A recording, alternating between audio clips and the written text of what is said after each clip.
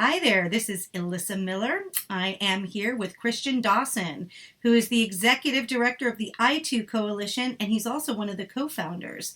Appreciate you taking the time. There's a lot going on with the I2 Coalition, and I really wanted to hear more about who's the I2 Coalition, what are you about, what is your mission, and how are you accomplishing it? I'd love to tell you about it, and welcome to Washington, D.C., where all the magic happens.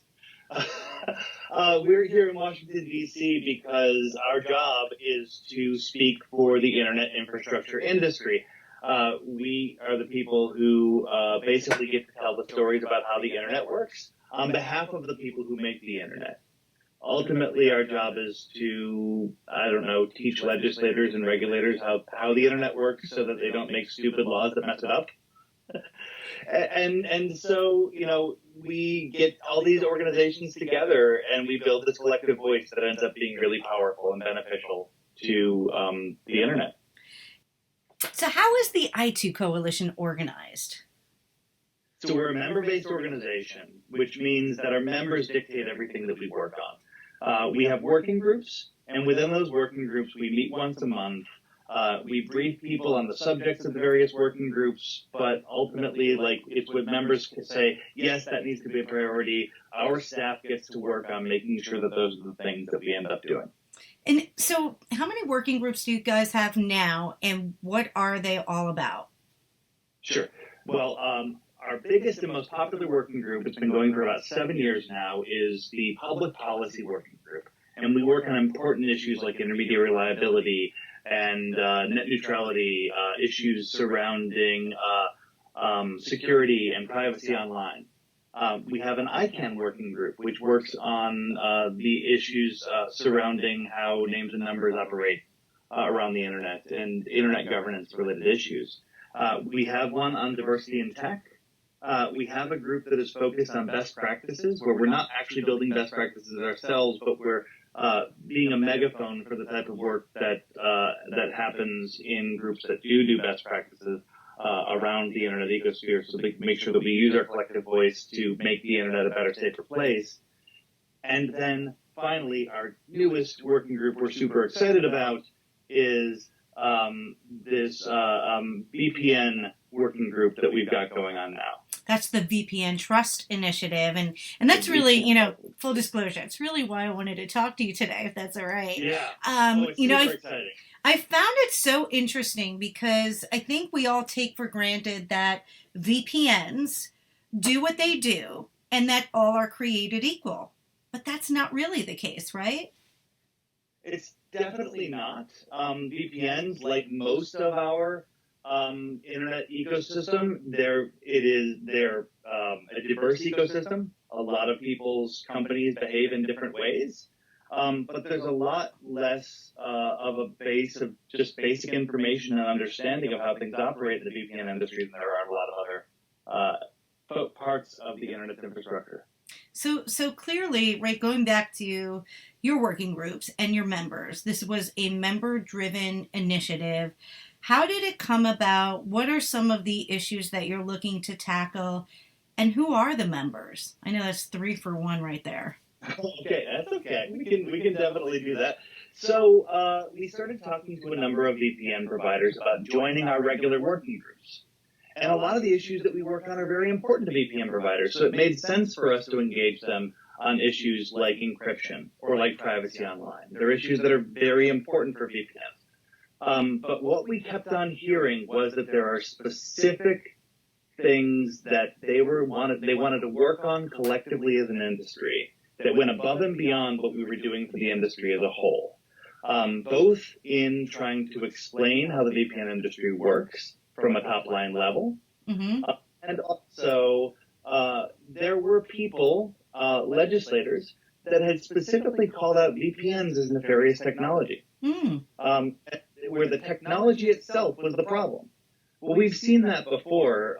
We've done work with the USTR here in Washington, D.C., where certain technologies are singled out. Well, it's never really the technology, it's how you use it, right? And there are people that are using technology, the VPN technologies, in ways that should be considered trusted and good, and there are certainly ways in which you can use that technology in ways that aren't. Finding a way to describe the differences is something that we wanted to focus our attention on. Got it. And so this group was brought together so that we could continue to do the kind of policy advocacy that i2 Coalition is known for and does a great job at, but do very specific work to champion the VPN industry and the work that it does, but also bring together some of the leaders of the industry in general to talk more about how they can ensure that the industry itself sets a high bar on important issues like consumer privacy, how they can come together, talk through basically where that bar should be. And so we're doing something that we haven't done in other i2 Coalition working groups, and we're talking about industry principles. What principles should groups in this space follow? That's pretty exciting. That's really interesting. And, you talked about, what you guys do, the lobbying. And I did participate in a congressional fly-in, which I thought was so amazing. I didn't know what to expect. And just for our listeners and watchers, it's basically working with the i2 Coalition's team and going to visit with decision makers and lawmakers and influencers on the Hill in DC, and bringing up these issues, having working groups, discussions, open collaboration, so that they can meet with industry professionals who can provide them the inside scoop on some of these challenges and opportunities that are out there, and to educate them. And I think that the VPN initiative is another one of those opportunities to help them by bringing together the group of members. Do you have a founding group of working group members as part of the VPN initiative? We do. We've brought in ExpressVPN, NordVPN, Golden Frog, Surfshark, and NetProtect. And NetProtect actually has a number of brands. They have SaferVPN, StrongVPN, IPVanish, EncryptMe, and WLVPN. Excellent. And so, are there priorities that you guys are looking to accomplish with the VPN Trust Initiative right now?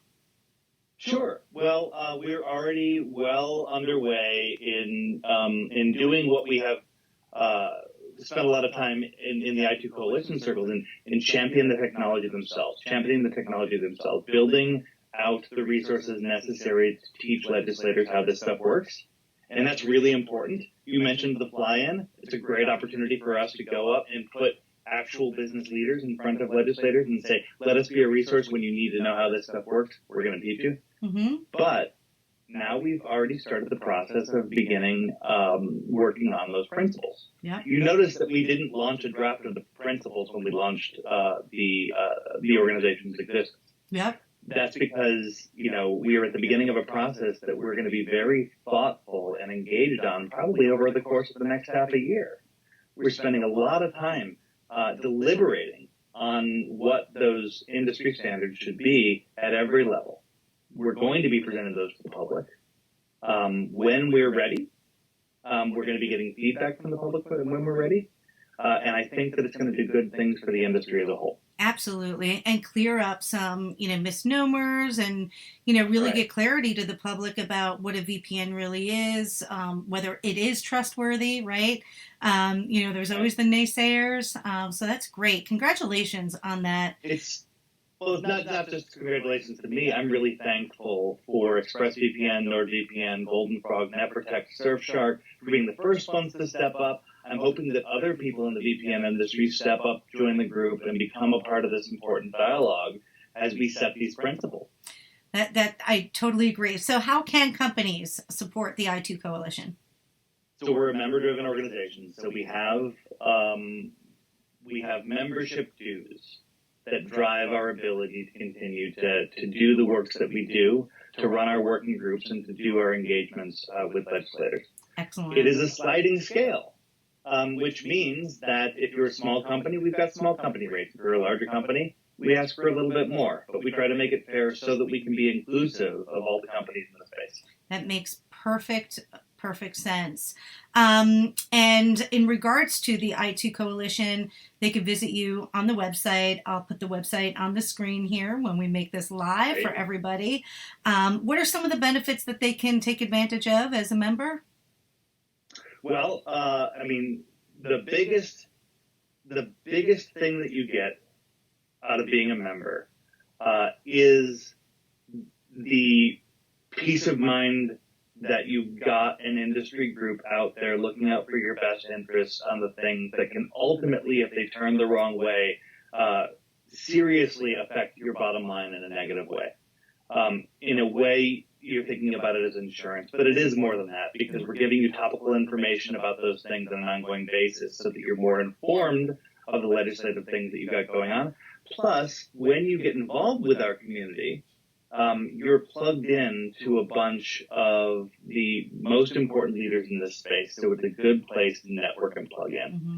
Most of the people that join for, because they want to do it for like marketing reasons, they don't get as great as experience as if you come in order to, go and build relationships with a whole bunch of the industry's top leaders to try and do good for the industry. You end up getting a lot back when you give. Yeah, influence and stay abreast of some of these matters and be able to have a say when issues come up on the Hill that may adversely impact your business. So it's really important. I think I've been a member, since day one. So, happy to support it. Before I let you go, I'd love for you to give a shout out to some of your fellow colleagues who are running the I2 Coalition, because I think that really, bodes well for showcasing the strength of knowledge and industry capabilities that you collectively are bringing together to guide us all through. Oh, absolutely. Let me highlight a couple of people in specifically that I've been very honored to work with as we built this in 2019.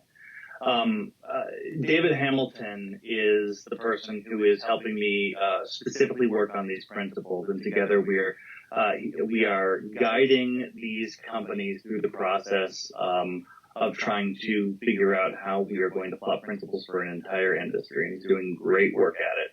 Vonda Davis is our secretariat, and she makes sure that the trains run on time, invaluable to the industry. If anybody has engaged I2 Coalition, standing at our front door, managing the memberships, and making sure that everybody feels welcome and included, is Hillary Osborne. She's been in the industry forever.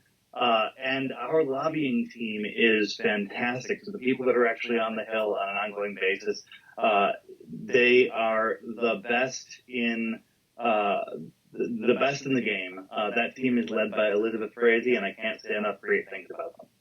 Yeah, your lobbying team was remarkable. I was really impressed, and I look forward to another one. I look forward to seeing what else comes out about the VPN Trust Initiative, and congratulations again to you and the success of the I2 Coalition, and thank you. Thank you for being an advocate for what we all want to do, which is be able to communicate more effectively, freely, and safely. Thank you so much, Alyssa. It's been a pleasure to talk to you today. All right. Take care.